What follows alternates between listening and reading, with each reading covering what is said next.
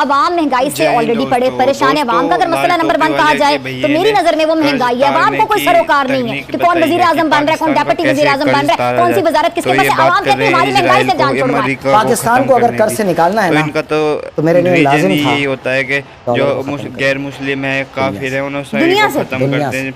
यही मैंने उस वक्त आपको 2013 में बताया था इल्यूजन की बात कर रहे हैं कि नालियों में बहेगा। कोई कायदे आजम को कब्र से उठाए, उनसे पूछे कि बाबा कायद ये पाकिस्तान बनाया था, वो तौबा तौबा कर उठे। और मौलाना साहब के आगे मेरे ख्याल से मैं हाथ ही जोड़ लेती हूँ आज कि मौलाना साहब ये देखे मैंने हाथ जोड़े हुए हैं।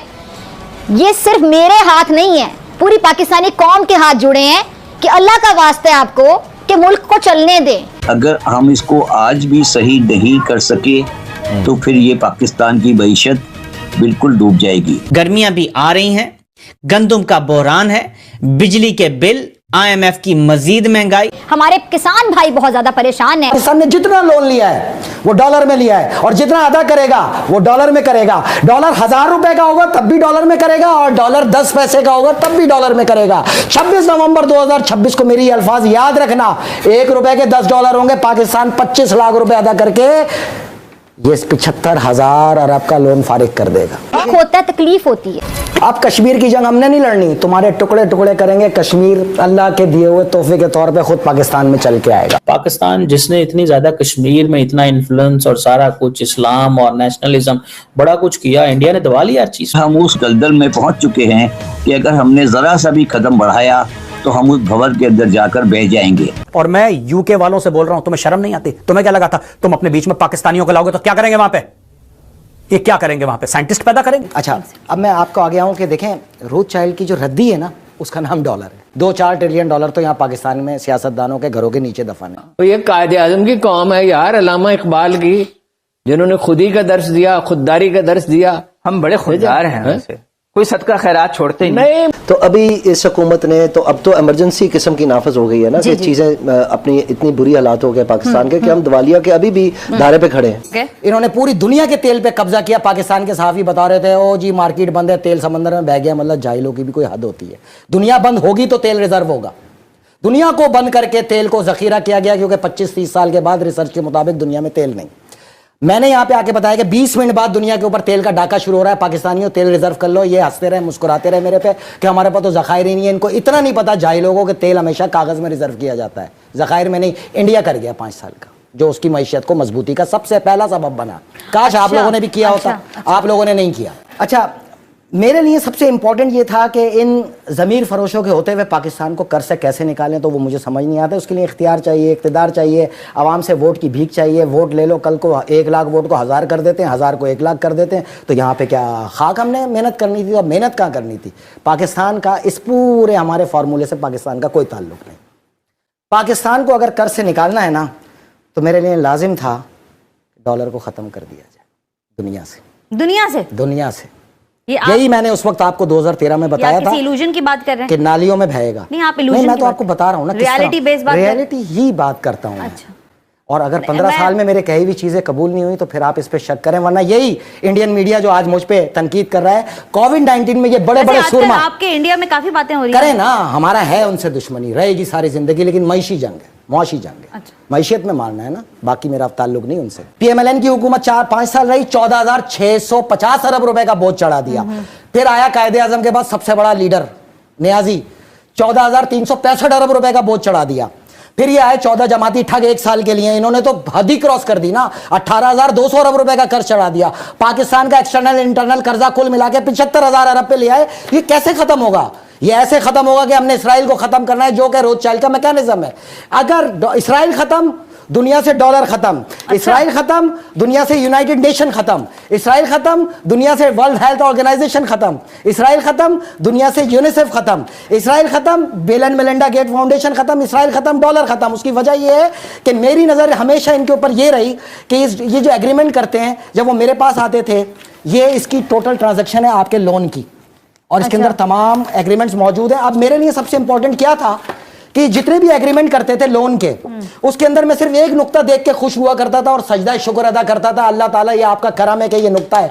क्योंकि इस नुक्ते के तहत पाकिस्तान ने जितना लोन लिया है वो डॉलर में लिया है, और जितना अदा करेगा वो डॉलर में करेगा। डॉलर 1000 रुपए का होगा तब भी डॉलर में करेगा, और डॉलर 10 पैसे का होगा तब भी डॉलर में करेगा। 26 नवंबर 2026 को मेरी अल्फाज याद रखना, 1 रुपए के 10 डॉलर होंगे। पाकिस्तान 25 लाख रुपए अदा करके ये 75,000 अरब का लोन फारिग कर देगा। मेरे साथ आवाज मिलाएं, मेरी ताकत बने, इस डॉलर को गरक करने के अंदर मेरा साथ दे। पाकिस्तान को इस क्राइसिस से निकालने का इससे बेहतर रास्ता ही नहीं है। ये पढ़े एग्रीमेंट IMF और वर्ल्ड बैंक के, एग्रीमेंट तो बिल्कुल ठीक तो है। हमने हर सूरत इसको खत्म करना है, इस मैकेनिज्म को खत्म करना है। ना सिर्फ पाकिस्तान, दुनिया के 80 मुल्क इस शिकंजे से निकलेंगे बाहर, जिनकी आवाम का खून चूस रहा है IMF, वर्ल्ड बैंक, रोथशाइल्ड और ये अमेरिका। इससे निकालने के लिए हर सूरत इस डॉलर को गर्क करना, और इंशाल्लाह इसराइल के साथ ये गर्क होना शुरू होगा। अक्टूबर के दूसरे हफ्ते में सबसे बड़ा झटका इस डॉलर को पड़ेगा और ये 5 से 10% डिवैल्यू पे जाएगा।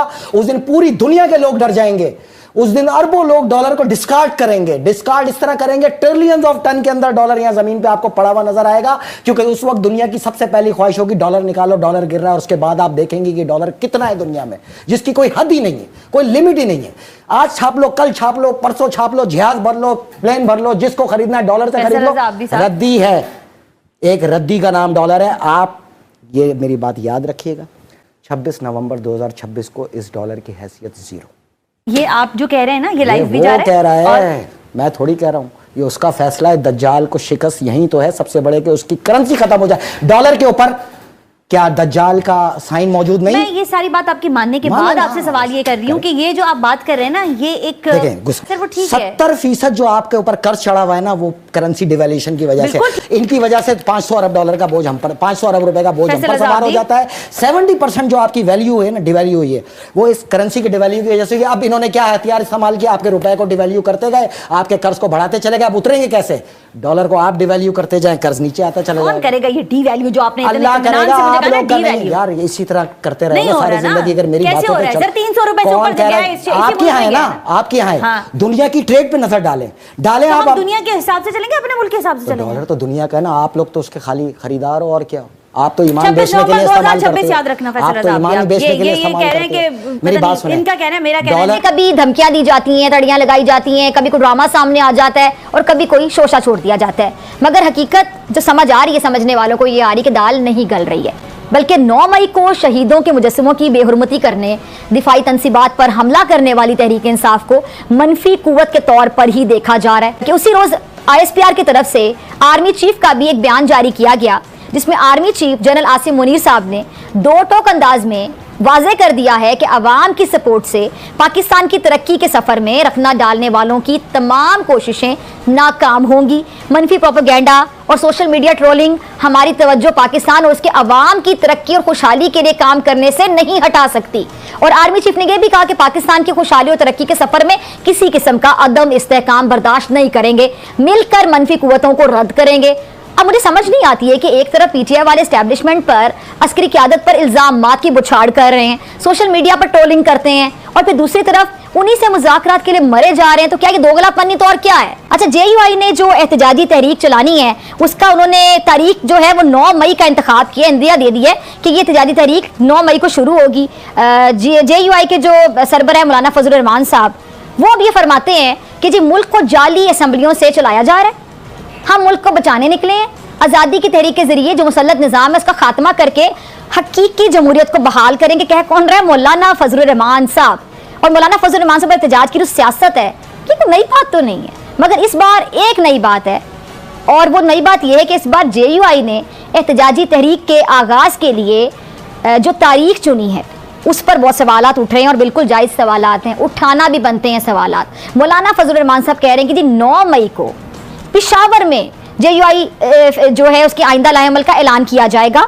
और ये 9 मई वो तारीख है जिससे बच्चा बच्चा वाकिफ है। 9 मई वही तारीख है पाकिस्तान की तारीख में 9 मई को ऐसा काम हुआ जो दुश्मन भी नहीं कर सका। 9 मई वो तारीख कह लें जब एक जमात दिफाई तंसीबात पर हमला आवर हुई, शोहदा के मुजस्समों की बेहुरमती की गई, और अब JUI भी धांधली के खिलाफ एहतजाज के नाम पर इस तारीख को सड़कों पर निकलकर आखिर कहना क्या चाहती है, पैगाम देना क्या चाहती है, और किसको पैगाम देना चाहती है? मेरा आज मौलाना फजलुर रहमान साहब से सवाल है कि 9 मई का इंतखाब करके आप किसको क्या पैगाम देना चाहते हैं? और 9 मई के हवाले से फिर आप अपना एक मौकिफ दे रहे हैं, क्या मौकिफ रखते हैं 9 मई के हवाले से कि 9 मई को खुदा ना ख्वासा जो हुआ था आपके मुताबिक वो सही हुआ था? और ये सरबराह जेईओ मौलाना फजल रहमान साहब कहते हैं कि इक़्तिदार की जंग लड़ने वालों ने धांधली से इक़्तिदार हासिल कर लिया और ईवान और पार्लियामेंट से जेईओआई को दूर रखने वाले सुन लें, हम मैदानों में आपके जुल्म और जबर के खिलाफ आवाज उठाएंगे। 9 मई को पेशावर में अवामी मैदान लगेगा, कौम को मुल्क के खिलाफ होने वाली साजिशों से आगाह किया जाएगा। और करेगा कौन? मौलाना फजल रहमान साहब। वो मौलाना फजल रहमान साहब जिनका असल मसला क्या है, ये है कि उन्हें दुख ये है कि जिनके साथ मिलकर इन्होंने पीटीआई की हुकूमत को घर भेजा, वो तो इक़्तिदार में पहुंच गए और मौलाना साहब वहाँ नहीं पहुंच सके, वो दूर रह गए, उनकी जमात महरूम रह गई क्योंकि जेईओआई को अवाम ने बुरी तरह से मुस्तरद कर दिया।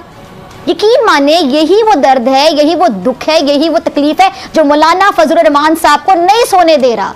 और मौलाना साहब के आगे मेरे ख्याल से मैं हाथ ही जोड़ लेती हूँ आज कि मौलाना साहब ये देखें, मैंने हाथ जोड़े हुए हैं, ये सिर्फ मेरे हाथ नहीं है, पूरी पाकिस्तानी कौम के हाथ जुड़े हैं कि अल्लाह का वास्ता है आपको कि मुल्क को चलने दें, सियासी इस्तेहकाम को पैदा होने दें ताकि अवाम को रिलीफ के नाम पर कुछ तो मिल सके। किसी एक के साथ तो ठहर जाए, आप चल कर देख लें। मैं बहुत अफसोस के साथ ये बात कह रही हूँ और जितने आलिम दीन हैं, उलमा हैं, वो मेरी तकलीफ को महसूस कर सकेंगे क्योंकि बहुत बहुत बहुत इज्जत है हमारे दिल में उलमा के लिए। लेकिन कुछ लोगों का इस चीज़ से, कुछ उलमा से एतबार उठना शुरू हो गया है मौलाना फजल रहमान साहब की वजह से, क्योंकि नाम ये लेते हैं इस्लाम का और मोहब्बत ये करते हैं इस्लामाबाद